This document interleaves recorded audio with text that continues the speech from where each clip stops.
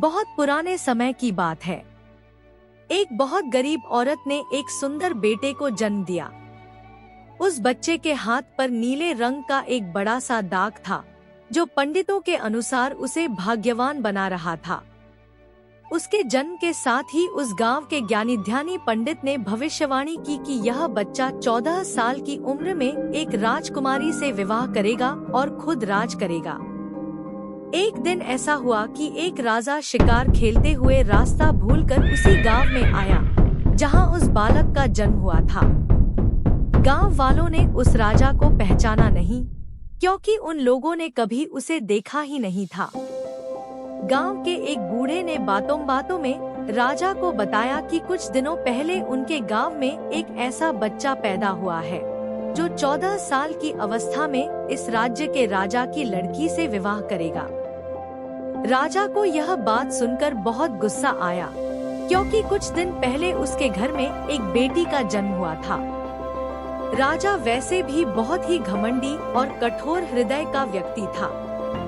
राजा ने सोचा कि क्यों न मैं उस गरीब औरत को कुछ धन देकर इसका बच्चा इससे ले लूं और इसका काम तमाम कर दे, तो न ही यह भाग्यवान बच्चा रहेगा और न ही मेरी राजकुमारी से विवाह कर पाएगा। वह गांव के उस बूढ़े से बोला, बाबा, तुम मुझे उस औरत के पास ले चलो।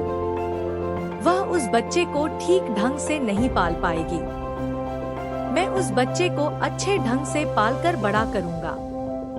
बूढ़ा उस राजा को उस भाग्यवान बच्चे की मां के पास ले गया। राजा ने उससे अपना बच्चा देने की विनती की और बोला, तुम बहुत गरीब हो, इस बच्चे को कैसे पाल सकोगी?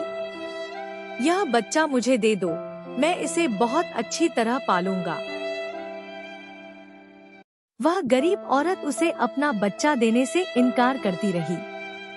तब राजा ने उसे बहुत सा धन दिया और बोला, इस धन से तुम अपना पेट पालना और जब यह तुम्हारा भाग्यवान बेटा बड़ा हो जाएगा तो खुद ही तुम्हारे पास आ जाएगा।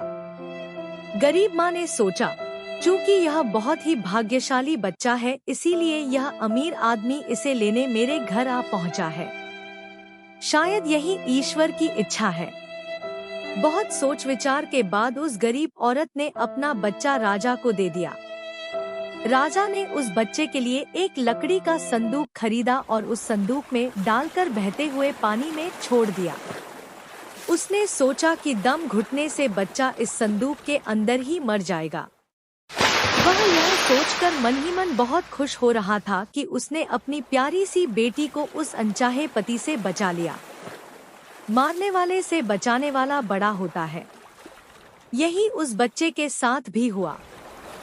वह लकड़ी का संदूक बहते बहते एक पंचक्की में जाकर अटक गया।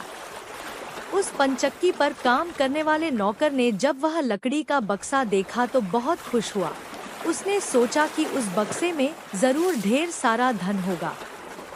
उसने पानी में घुसकर इस संदूक को बाहर निकाला। जब उसने संदूक को खोला तो देखा कि गंदे से कपड़े पहने एक बच्चा उसमें सो रहा था। नौकर ने सोचा कि यह बच्चा मेरे किस काम का, क्यों न मैं इस बच्चे को पंचक्की के मालिक के पास ले जाऊं। वह जरूर इसे अपने पास रख लेगा, क्योंकि उसका अपना कोई बच्चा नहीं है। ऐसा सोचकर वह नौकर उस बच्चे को अपने मालिक के पास ले गया। पंचक्की का मालिक उस बच्चे को देखकर बहुत खुश हुआ।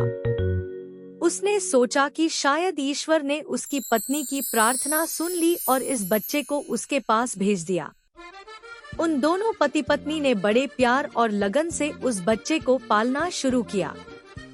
जैसे जैसे कह बच्चा बड़ा होता गया, उसके चेहरे पर तेज आता गया। उसे कोई भी देखता तो देखता ही रह जाता। आगे की कहानी जानने के लिए भाग 2 देखें।